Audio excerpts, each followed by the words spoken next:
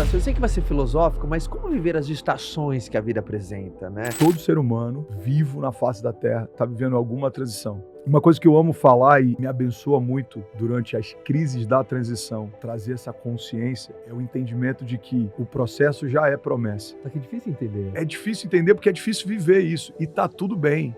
É só uma boa notícia para quem está na travessia. Essa mensagem de hoje é uma boa notícia para quem está na travessia. A travessia já é o cumprimento de algo. Entre o que termina e o que ainda não começou, existe um tempo de transição. E é nele que Deus trabalha. Às vezes, em silêncio. O convidado de hoje acredita que cada fase carrega um propósito e que a fé é o que sustenta o processo. Pastor, teólogo e palestrante, ele mostra que viver o novo exige coragem para confiar no invisível. O convidado de hoje é pastor André Fernandes. Qual que é o único momento na sala de aula que o professor não fala com você e não vai responder nenhuma pergunta sua? Na prova, no teste. Como você acredita que é a melhor maneira de passar por uma prova? Imagina que tudo que você tem foi depositado por Deus. Dom, talento, sabedoria, estrutura, acessos, recursos, alianças. Então, quando Deus espera algo de nós, Ele não espera como alguém que não sabe o que espera. Ele espera como alguém que sabe o que te deu, sabe o que você é capaz, sabe o que você pode, o que você não pode, os seus limites. Então, eu creio que todo o processo que Deus propõe, toda a prova que Deus permite que a gente seja colocado, o próprio Deus já colocou dentro de nós o que a gente vai precisar para vencer. É um presente quando você entende dessa forma. Tem um preço, mas o resultado final, se a gente conseguir ser aprovado nesse teste, é extraordinário.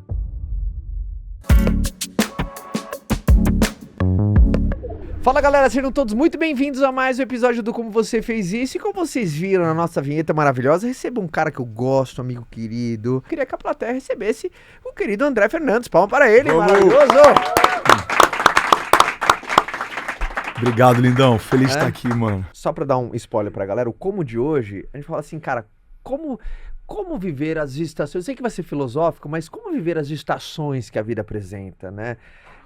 A fase, o famoso verão, o famoso inverno, sabe? Como viver um novo, né? Como que se comportar naquela coisa. Eu tenho certeza que você já teve fases desafiadoras que você aprendeu pra caramba. Como que você se comportou? Fases de crescimento também, como que você se comportou pra viver um novo e óbvio, estações. A vida é feita de estações, né? E como passar por essas estações. Cara, eu amo falar sobre isso porque todo ser humano vivo na face da Terra está vivendo alguma transição. Seja da infância para a puberdade, seja de um estado civil, de solteiro para casado, alguém que acabou de se divorciar, seja um período de luto, alguém que você amava estava presente e não está mais, seja por uma mudança estratégica, seja o que for, na área que for, está todo mundo em transição. Faz sentido? Faz. Então, se está todo mundo em transição, entender como se mover em transições é uma arte que ninguém está pronto. Antes de entrar aqui, eu te pedi conselhos. Sim. Eu posso aconselhar em parte, eu preciso de aconselhamento em outras, porque como está todo mundo vivendo transições o tempo inteiro, você é mais assertivo em uma área, perdão, eu talvez tenha um pouco mais de propriedade em outras, e por isso que eu acho que a troca ela é tão rica, ela é tão válida. Biblicamente falando, todo herói da fé viveu uma transição, e todas elas foram a um alto preço. Então, José é o filho amado pelo pai, que tem uma capa colorida, no dia seguinte é alguém lançado numa cova e sendo vendido como escravo. Anos depois ele é lembrado e do nada ele de repente, né? Não seria do nada, e de repente ele tá com um anel e assumindo o governo. Então imagina como foi difícil para Daniel, de uma cova até um lugar alto. Imagina para Pedro, de largar a pescaria e o mundo conhecido para assumir um apostolado. Todos eles estão vivendo transição o tempo inteiro.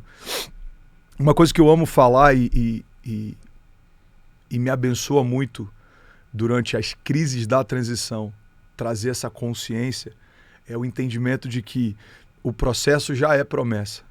E talvez a gente já tenha falado sobre isso, perdão por isso, em algum momento aqui, mas entender que o processo já é promessa aquieta um pouco o nosso coração. Não torna mais fácil, não torna mais rápido, mas aquieta um pouco a nossa alma, no entendimento de que o processo já é o cumprimento de uma promessa.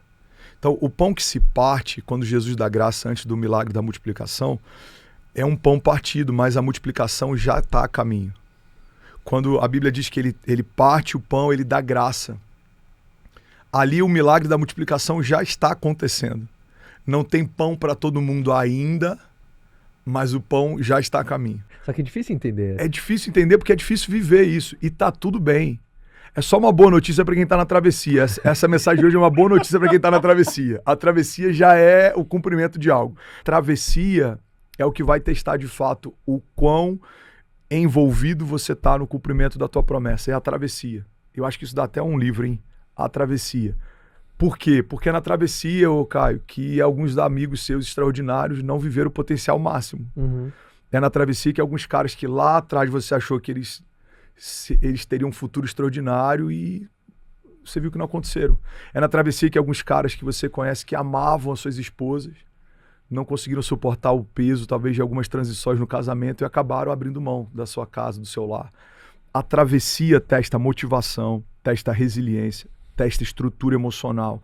A travessia testa o quanto eu quero algo, o quanto eu creio no que me foi prometido, o quanto eu creio que Deus é fiel para cumprir.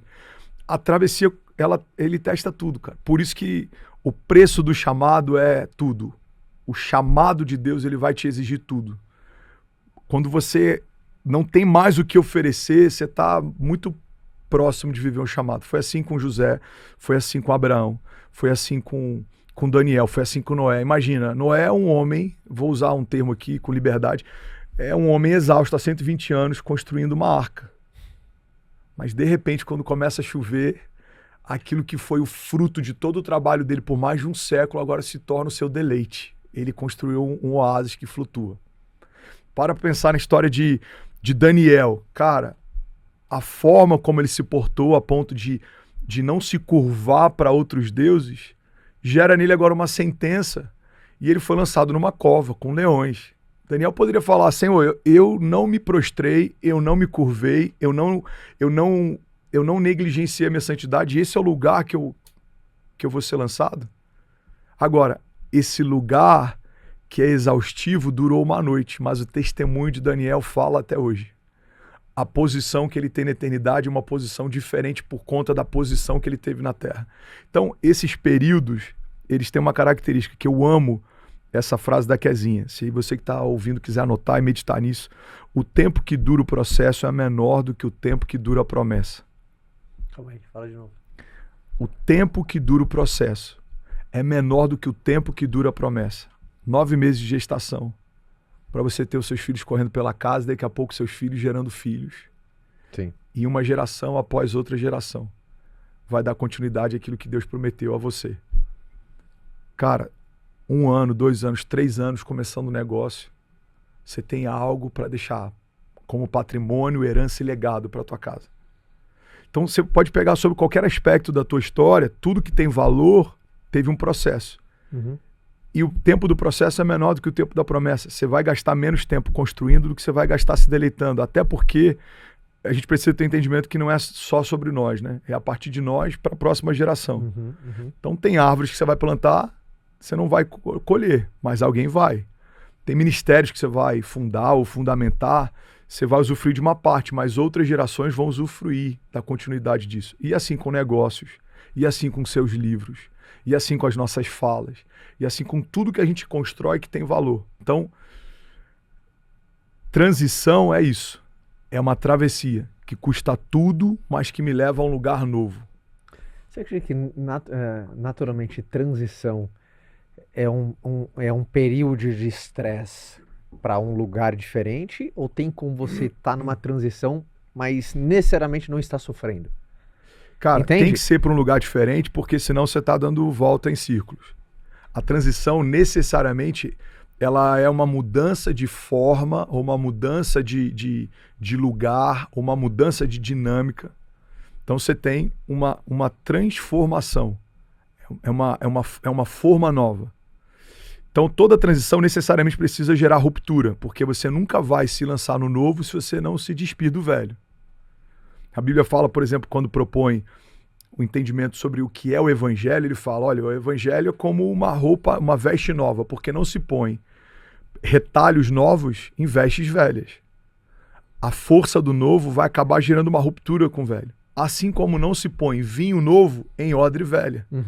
Porque a força do vinho novo vai gerar uma explosão da odre velha. Então, tem uma máxima de um pastor amigo meu, Leandro, que ele diz o seguinte: o vinho novo ele só gera duas realidades, ou ele te expande ou ele te explode. Então, vinho novo numa odre nova gera expansão. Um vinho novo numa odre velha gera explosão. E aí se perde o vinho e a odre.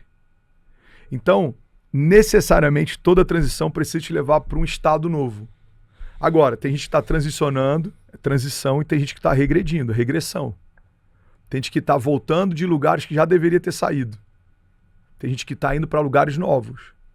Vou dar um exemplo. Pedro nega Jesus, volta a fazer o que fazia. Jesus vai lá de novo, faz o mesmo convite que fez no primeiro encontro.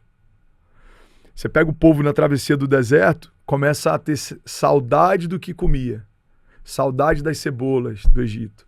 Saudade de coisas que deixou para trás.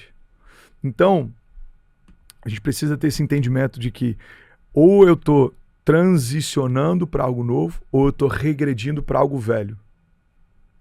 Então, o que é velho é ruim? Não necessariamente. Mas necessariamente o que é velho é algo que passou, aconteceu. A Bíblia diz: esqueçam o que se foi, as coisas velhas ficaram para trás. E eis que estou fazendo uma coisa nova. Cara, o Evangelho propõe uma alegria e um regozijo no novo o tempo todo. Então esqueçam o que se foi, as coisas velhas ficaram para trás. Vejam, vocês não percebem, eu estou fazendo uma coisa nova, estou fazendo brotar água no meio do deserto. Então o Evangelho o tempo inteiro chamando a nossa atenção para o entendimento de que no meio do caminho tem algo novo acontecendo todo dia. E eu acredito que toda transição é um convite para a gente recalcular algumas rotas. Porque tem coisas que a gente fez porque Deus pediu para fazer, mas poderia fazer de um jeito diferente. Tem coisas que a gente estava disposto a fazer, mas nem começou a fazer porque estava ocupado demais.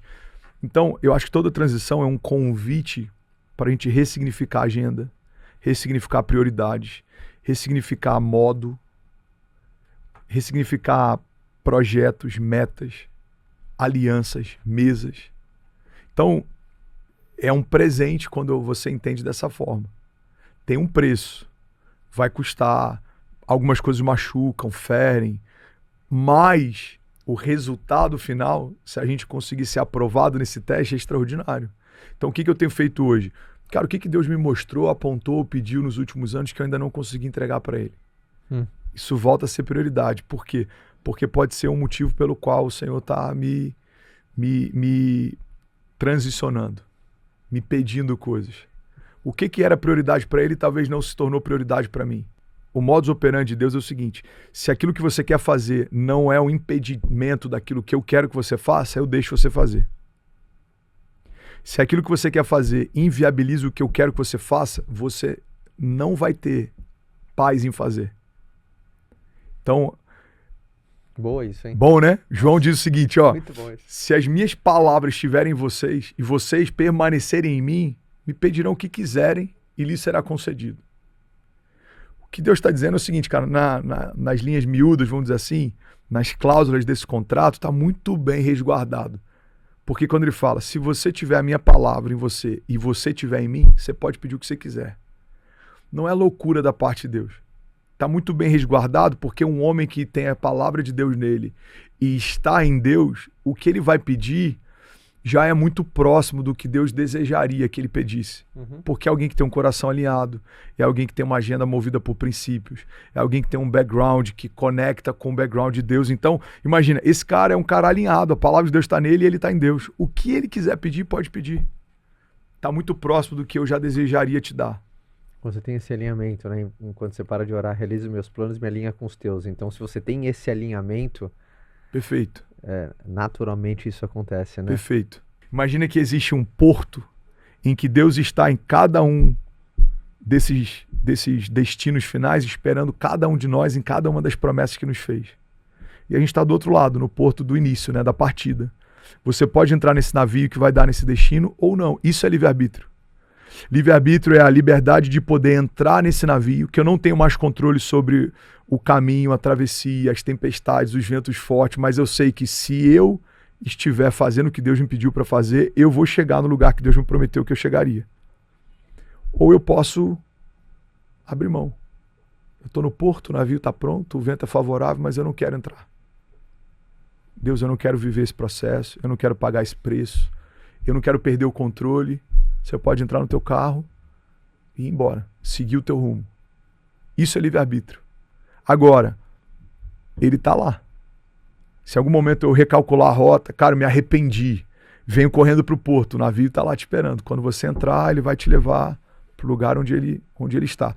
Quando isso muda, o Caio, quando aquilo que ele confiou a você é algo que vai afetar outras pessoas. Aí tem momentos que o próprio Deus, mesmo que a gente não queira entrar, ele nos vomita para lá. Aconteceu isso com Jonas, por exemplo. Olha, é algo que é além de você, meu lindo. Então mesmo que você não queira ir, eu quero que você vá, porque tem um povo que precisa do cumprimento da promessa que eu te fiz. Então, acontece em alguns momentos, dependendo do que você carrega, do próprio Deus te empurrar para o teu destino profético. Mas na maior parte das vezes, ele nos dá a liberdade de viver ou não viver. Está escrito, no mundo terás aflições. Então, e paz é a linguagem de Deus. Sim. Mas no mundo terá aflições. É. E em teoria, a aflição, ela é antagônica à paz. Mas se no mundo terá aflições e a paz é sempre um exercício diário, saber que sentir paz num determinado caminho, escolha, trabalho, emprego, negócio, não vai isentar turbulações. Acho que é esse ponto, né? Sim. Porque às vezes a gente acredita que né, quando algo começa a nos testar forte, não é de Deus. Ou não, é o contrário. Então, é porque né? a gente costuma ser binário, né? Exatamente. Me dá prazer é de Deus, não me dá prazer não é de Deus. Não, peraí. Então Moisés no sexto, aquele livramento não foi de Deus. A travessia no deserto e em direção à terra prometida não foi de Deus. O gigante que Davi está vencendo não foi de Deus. O deserto que Davi está sendo testado não foi de Deus. O deserto que Jesus foi levado pelo Espírito depois do batismo não foi de Deus. Então, calma, não é bem assim. Porque a gente, quando tem uma mentalidade infantil, é como os nossos filhos lidam com a nossa repreensão, ou ajuste, ou educação. Se dá prazer, papai é bom. Se não dá prazer, papai é mal. Eu ouço isso do meu filho, o Benício fez 5 anos ontem. Eu ouço isso. Pela minha bombom é de Deus, brócolis não é. Pois é. É tipo isso aí. E eu não sei se... Bombom é de Deus, brócolis não é de Deus não. Eu não sei, cara, se você viveu isso com seus filhos. Eu não tinha vivido com a Cécia, mas estou vivendo com o Ben. Talvez seja algo inerente mais aos meninos.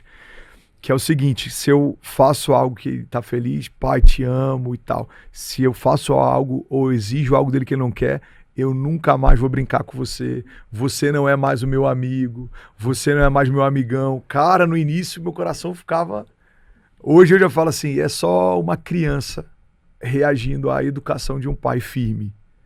Quantas vezes o Senhor não deve ter me visto dessa forma, né? Então a gente se chateia, esperneia, faz pirraça. Ele fala assim... É só uma criança que não tá sabendo lidar com uma repreensão. E tá tudo bem. Que papo, hein? Mano, bom, hein? Obrigado pela oportunidade, mano. Palmas para o André Fernandes, senhoras e senhores.